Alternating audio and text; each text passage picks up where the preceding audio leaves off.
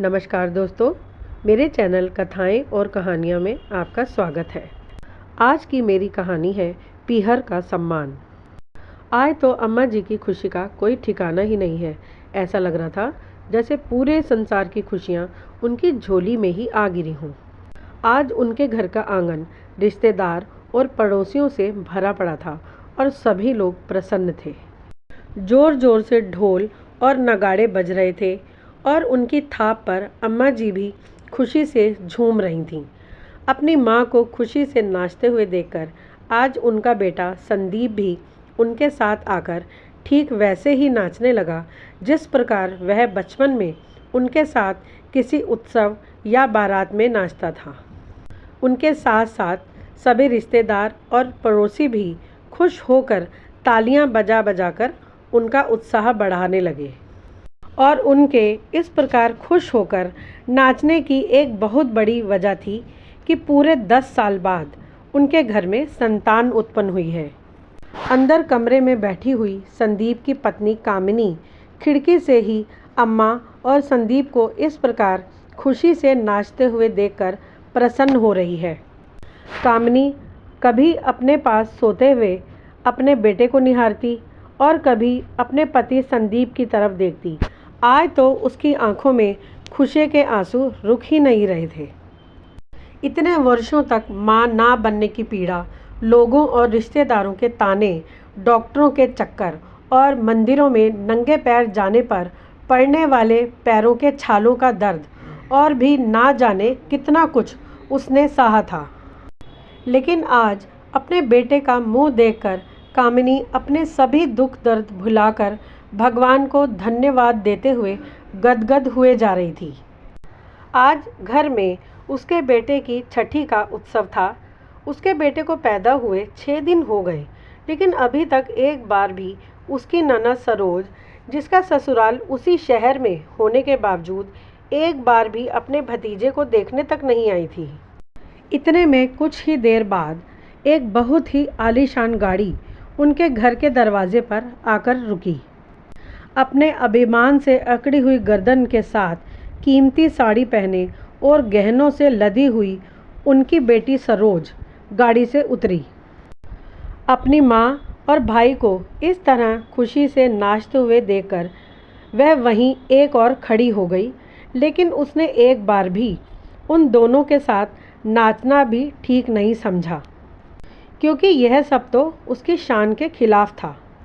जिस माँ और भाई के साथ उसने अपना पूरा बचपन गुजारा था और ना जाने कितनी ही बार इस तरह से मस्ती भी की थी, आज गैरों की तरह खड़े होकर बस दूर से तमाशा ही देख रही है। क्योंकि जब से उसकी शादी शहर के एक बड़े अमीर घराने में हुई है, तब से उसे ऐशो आराम की इतनी लत लग चुकी है कि उसका दिमाग हमेशा 7वें आसमान पर ही रहता है। यहाँ तक कि उसे अपने मिडिल क्लास मायके से भी कोई लगाव नहीं रहा। सरोज जब कभी भी अपने मायके आती, तब उसकी माँ बड़े प्यार से उसे जो भी सौगातें देती, वह भी उसे घटिया, बेकार और कम ही लगती, और वह हमेशा मुंह बनाकर उन चीज़ों में कमी ही निकालती रहती। मन ही मन माँ जी को अपनी बेटी की ऐसी बातें बुरी लगती, लेकिन वह उसे कभी भी कुछ कहती नहीं थी। तभी वहाँ खड़े एक रिश्तेदार ने पूछा, अरे सरोज बेटी, तू तो इस घर की बेटी है और तू आज इस प्रकार मेहमानों की तरह कुआं पूजन पर यहाँ आई है। तू इतने सालों बाद बुआ बनी है, तुझे तो पहले दिन ही यहाँ आ जाना चाहिए था। अपनी चाची की बात सुनकर सरोज मुंह बनाते हुए बोली, हाँ चाची जी, आपका कहना तो ठीक है, पर क्या करती, अब तुम्हारे दामाद का इतना बड़ा व्यापार है, घर में कितने लोगों का आना जाना लगा रहता है, इसलिए मुझे तो बिल्कुल भी फुर्सत नहीं मिलती।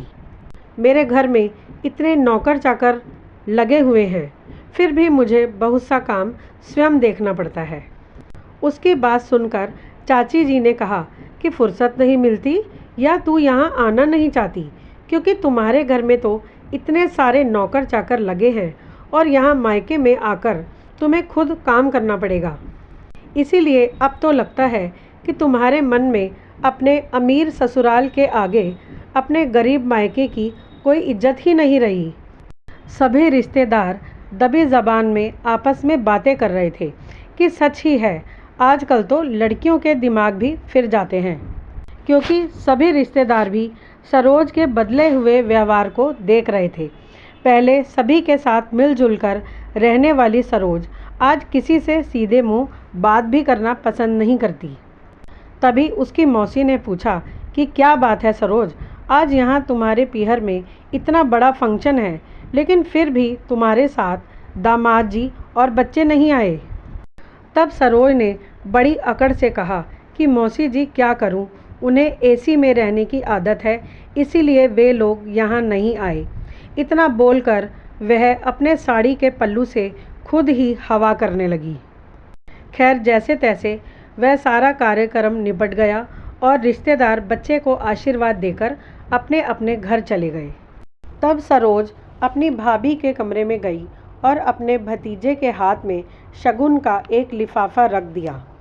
फिर उस शगुन के लिफाफे को बच्चे के हाथ से लेकर अपनी भाभी के हाथ में देते हुए बोली कि भाभी, यह शगुन के पैसे तुम्हारे नंदोई जी ने दिए हैं, गिन लो, पूरे 5100 हैं और इन्हें संभाल कर रख लो।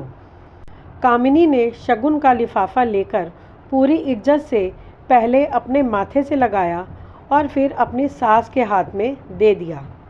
इसके बाद सरोज ने अपने साथ लाए हुए बैग में से 5 जोड़ी कपड़े और कुछ खिलौने अपनी भाभी के हाथों में देते हुए बोली कि यह मेरी तरफ से मेरे भतीजे के लिए। कामिनी ने यह सब देखकर कहा, अरे दीदी, आपने इतना खर्च क्यों किया? तब सरोज ने कहा, अरे भाभी, तुम खर्चे की चिंता बिल्कुल मत करो, मेरा ससुराल बहुत पैसे वाला है। कामिनी ने अपनी ननद की इस बात पर कोई ध्यान ना दिया। फिर उसने संदीप को इशारा करके कुछ कहा तो संदीप ने अलमारी में से अपनी बहन के लिए विदाई का सामान निकालकर बाहर रख दिया। तब कामिनी ने सरोज को कहा कि दीदी, एक बार पूरा सामान देख लीजिए। कामिनी के कहने पर सरोज ने बड़े ही ध्यान से एक एक सामान को उठा उठा कर देखा। फिर बोली, यह क्या दे रही हो भाभी? आपकी पहली संतान है और वह भी बेटा। ऐसे कपड़े तो हम लोग अपने घर के नौकरों को भी नहीं देते। मेरे ससुराल में मेरी क्या इज्जत रह जाएगी? अपनी ननद की ऐसी बातें सुनकर बेचारी कामिनी हैरान रह गई और उसकी आंखों से आंसू आ गए, लेकिन वह मुंह से कुछ नहीं बोली।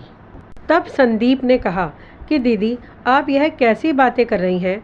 11,000 रुपये नगद, चांदी की भारी पायल, 11 जोड़ी कपड़े, जीजा जी के कपड़े, आपके बच्चों के कपड़े और आपके सभी ससुराल वालों के लिए भी कपड़े और मिठाइयाँ, सभी कुछ तो है। इसमें भला कहाँ कमी रह गई? और वैसे भी मैंने अपनी हैसियत से बढ़कर ही यह सब कुछ दिया है, फिर भी आपको कमी ही लग रही है। अपने छोटे भाई के मुंह से यह सब बातें सुनकर भी सरोज मुंह बनाते हुए कहने लगी कि अरे, बहन बेटियों को देने से तो घर में बरकत रहती है और अपनी बहन को देने के नाम पर ही तुम लोगों के पास कमी आ जाती है। अरे, तुम अपनी बहन बेटियों को जितना दोगे तो तुम्हारे घर में भी बरकत बनी रहेगी। अपनी बेटी के मुंह से ऐसी बातें सुनकर अब अम्मा जी से भी चुप ना रहा गया और वह बोली, हाँ सरोज बेटी, तूने यह बात बिल्कुल सही बोली कि बहन बेटियों को जितना दोगे घर में उतनी ही बरकत बनी रहेगी। लेकिन तुझे यह बात भी समझनी चाहिए कि जो भी कुछ सम्मान पूर्वक दिया जाता है उससे बरकत बनी रहती है, ना कि ज़बरदस्ती मांगने से। पर इस प्रकार से तो केवल मायके वालों पर कर्ज ही चढ़ेगा। अपनी माँ की बात सुनकर सरोज बोली, अरे माँ, तुम भी अपने बेटी का साथ देने की जगह अपने बहू बेटी का साथ दे रही हो। ज़रा सोचो तो सही, यह सामान लेकर अगर मैं अपने ससुराल जाऊंगी तो वहाँ मेरी क्या इज्जत रह जाएगी। तब अम्मा बोली, अरे तो क्या तेरी झूठी शान के पीछे मैं अपने बेटे को कर्ज में डुबो दूँ? और तू तो इस घर की बेटी है, इस नाते से क्या तुझे यह नहीं देखना चाहिए कि अभी मायके में कितने खर्चे हो रहे हैं? उसके बाद भी तेरे भाई ने तेरे लिए इतना सब कुछ कर दिया, तुझे यह नहीं लगा कि तेरी भाभी को अभी आराम की ज़रूरत है, तो तेरी बूढ़ी माँ अकेले घर को कैसे संभालेगी? तूने एक बार भी यहाँ रहकर हमारी मदद करना उचित नहीं समझा। बेटी, तुझे समझना चाहिए कि तेरे इस तरह के बर्ताव से तू अपना मायका ही ख़त्म कर लेगी। आज अम्मा जी ने अपनी बेटी को दो टूक जवाब देने के बाद बात ख़त्म करते हुए अपने बेटे को सारा सामान गाड़ी में रखने के लिए कह दिया। अपनी माँ की बात सुनकर सरोज मुंह बनाकर अपने ससुराल वापस चली गई। तब कामिनी ने कहा, अम्मा जी, आपने दीदी को नाराज़ कर दिया। आखिर वह इस घर की बेटी है और उनका इस घर पर पूरा अधिकार है। बेटियों को अपने मायके वालों से आस तो रहती ही है। तब अम्मा जी बोली कि बहू, आखिर वह मेरी बेटी ही है ना, इसलिए उसे भी समझना चाहिए कि उसके मायके में भी अभी कितने खर्चे हो रहे हैं, और दूसरा, जितनी हमारी हैसियत थी हमने उससे बढ़कर ही दिया है, तो उसे सम्मान पूर्वक लेने की जगह उल्टा उन सब में कमियां निकालने बैठ गई। होंगे तो होंगे उसके ससुराल वाले अमीर, यहाँ तो वही मिलेगा जो हमारी हैसियत होगी। सामने वाले से आशा उतनी ही करनी चाहिए जितना सामने वाले की हैसियत हो। अब तू भी उसका ज़्यादा पक्ष मत ले और आराम कर। इतना बोलकर अम्मा जी ने बात को वहीं ख़त्म कर दिया, और कामिनी को भी कहीं ना कहीं अपनी सास की बात बिल्कुल सही लगी, इसीलिए वह भी आगे कुछ नहीं बोली।